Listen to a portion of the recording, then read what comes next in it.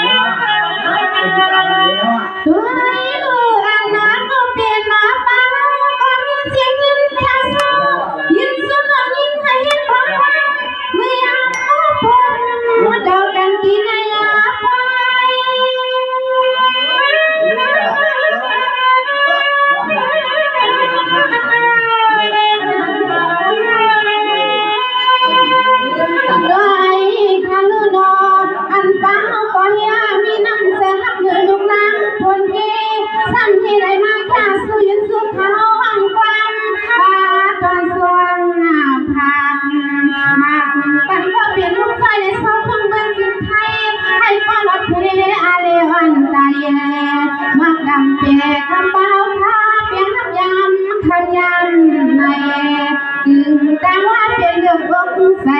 ไทยป่าไทย